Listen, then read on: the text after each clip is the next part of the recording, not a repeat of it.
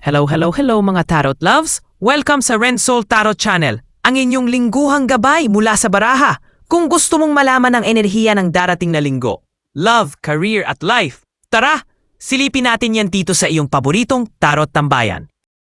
Kamusta mga minamahal kong Capricorn? Handa na ba kayong malaman ang mensahe ng universe para sa iyong tarot, love or relationship reading sa linggong ito?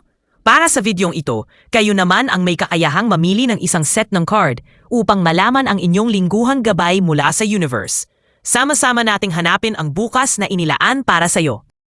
Para sa inyong kalinawan, mga mahal na viewers, ang mga barahang gagamitin upang iyong pagpilian ay maingat na isinagawa at napili sa totoong buhay. Kaya naman nasa inyong kamay na lamang ang magiging sagot sa inyong lingguhang gabay sa pamamagitan ng pagpili ng isang set ng baraha. Bago ka pumili ng baraha, huminga ka muna ng malalim. I-relax ang iyong isipan at damdamin. I-focus ang atensyon mo sa tanong, intensyon o bagay na gusto mong malinawan. Tandaan, hindi panghuhula ang tarot. Isa itong paraan ng universe upang mas makilala mo ang iyong sarili at ang daang tinatahak mo. Pero bago iyan, maglaan muna tayo ng maiksing dasal bago ka pumili ng iyong baraha. Universe, gabayan mo kami sa pagpili ng baraha ngayon. Ipaabot mo sana ang tamang mensahe, ang kailangan naming marinig sa oras na ito. Buksan ang aming mga puso at isip para sa liwanag, clarity at good vibes. Salamat sa guidance at positive energy. Amen. Para sa iyong 1-week reading, sa harap mo ay may 5 set ng card. Set 1, Set 2, Set 3, Set 4 at Set 5. Piliin mo ang barahang pinakamalakas pumukaw ng iyong atensyon at gamit ang iyong intuisyon. Ang tamang mensahe ay palaging makakarating sa tamang oras. Magbibigay lamang ako ng 10 segundo upang makapili ng iyong ninanais na baraha.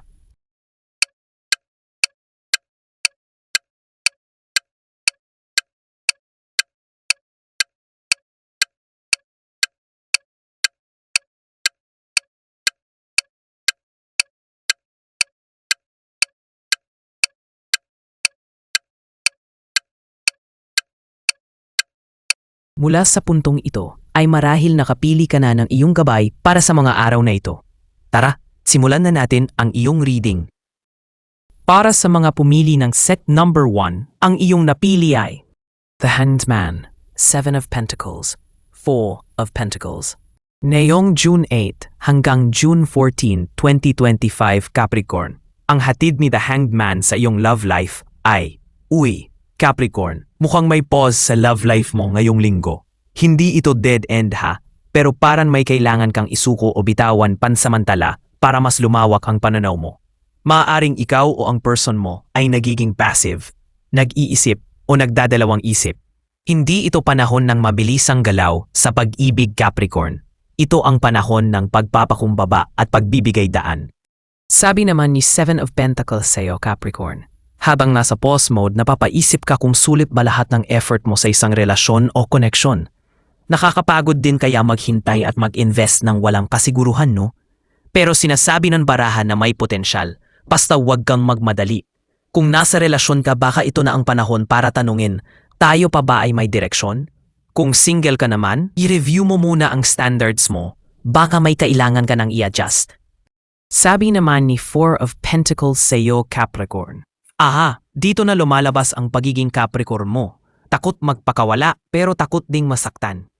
Baka masyado kang nag-hold on sa control, pride or past hurts. Ang puso parang wallet. Kapag sobrang higpit, walang makakapasok. Kaya ngayong linggo, tanungin mo ang sarili mo. Ikaw ba'y nagpapakatatag o masyado ng sarado? Sa kabuuan, Capricorn, ang iyong love life na yung June 8 hanggang June 14, 2025. Magpiwala sa proseso. Hindi lahat ng bagay kailangang ipilit o kontrolin. Minsan, ang paghinto ay hindi kawalan, kundi pagkakataon para lumago at mas maunawaan ang sarili. Mantra mo this week, iiwasan ko ang pagmamadali, magtitiwala ako sa tamang panahon.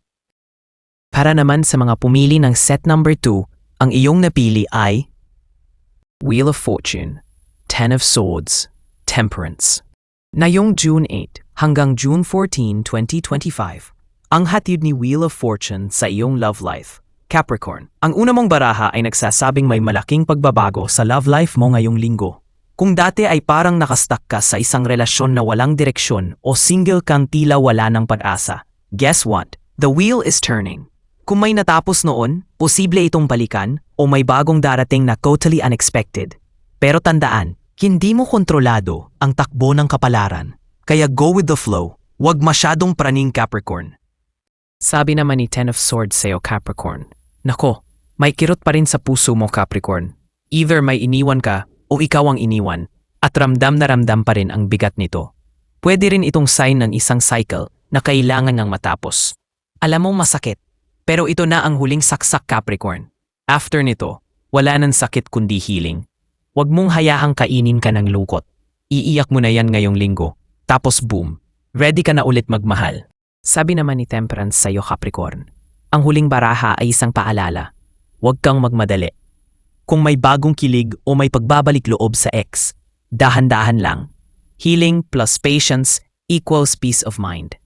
Kung may relasyon ka na, kailangan ng mahinahon at bukas na komunikasyon para magtuloy-tuloy ang harmony. Huwag mong hayaan ang emosyon ang magdikta. Ikaw ang driver ng love life mo, hindi ang feelings mo, okay? Sa kabuuan, Capricorn, ang iyong love life na yung June 8 hanggang June 14, 2025. Isang roller coaster bes. May posibilidad ng unexpected twist, closure sa dating sugat, at paalala na hinay-hinay lang. Hindi ito linggo ng fairy tale, pero ito ang simula ng bagong chapter kung saan mas kalmado at matatag ka ng magmahal. Ang sugat, pag tinanggap, unti-unting nagiging lakas. At ang puso, pag pinatahimik, muling tumitibok sa tamang panahon. Para naman sa mga pumili ng set number 3, ang iyong napili ay Seven of Pentacles, Knight of Pentacles, Four of Swords. Ngayong June 8 hanggang June 14, 2025 Capricorn, ang hapid ni Seven of Pentacles sa iyong love life ay worth it ba to tol? Simula ng linggo, may energy ka ng pagsusuri at pasensya.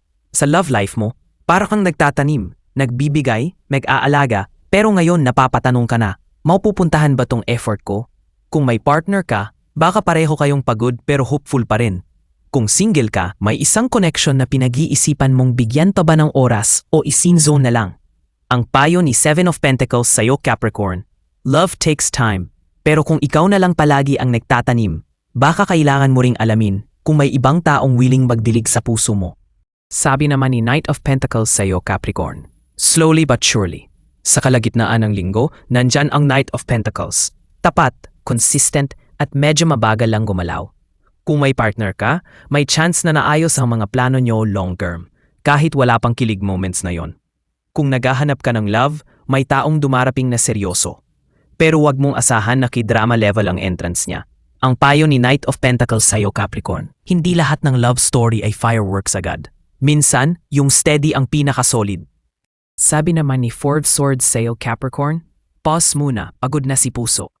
By the end of the week, hinihimok kang magpahinga, emotionally at mentally. Masyado kang naging analytical lately, kaya kahit puso mo, naglalag na. Perfect time ngayon para mag-reflect, mag-self-care, at hayaan munang si universe ang gumalaw. Ang payo ni Four of Swords sa'yo Capricorn, hindi masamang mag-time out sa pag-ibig. Minsan, yung distansya ang kailangan para luminaw ang damdamin. Sa kabuuan, Capricorn, ang iyong love life ngayong June 8 hanggang June 14, 2025. May love energy pero naka-slow burn mode ka. Nasa phase ka ng, is it worth it? Sinusundan ng steady commitment vibes tapos konting emotional recharge. Hindi ito linggo ng grand gestures pero promising to sa long-term growth ng relationship. Lalo na kung ikaw mismo ang handang maghintay at magtiwala. Para naman sa mga pumili ng set number 4, ang iyong napili ay Justice, Ace of Swords, The High Priestess. Ngayong June 8 hanggang June 14, 2025 Capricorn, ang hatid ni Justice sa iyong love life ay, sa simula ng linggo, mukhang may pagbabalik ng karma, good or bad. Kung naging tapat ka sa nararamdaman mo nitong mga nakaraang linggo, makakakita ka ng balanse. Pero kung may tinago ka o hindi naging fair sa isang relasyon, ouch, pwede itong bumalik sa'yo in full HD. Posible ring may decision making na kailangang gawin. Dapat patas ka, hindi lang sa partner mo, kundi sa sarili mo rin. Tandaan, hindi mo kailangang tiisin ang isang bagay na hindi na healthy, Capricorn. Sabi naman ni Ace of Swords sa'yo, Capricorn. Boosh! Klarong-klaro. May pag-uusap na magaganap na sobrang prangka at walang paligoy-ligoy. Parang teleserye confrontation, pero mas mature at calm.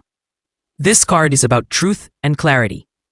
Kung may matagal ka nang gustong sabihin o malaman mula sa isang tao, this is the week to do it.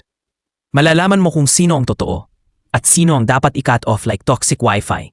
For singles, may posibilidad na makilala mo ang isang taong intellectually stimulating.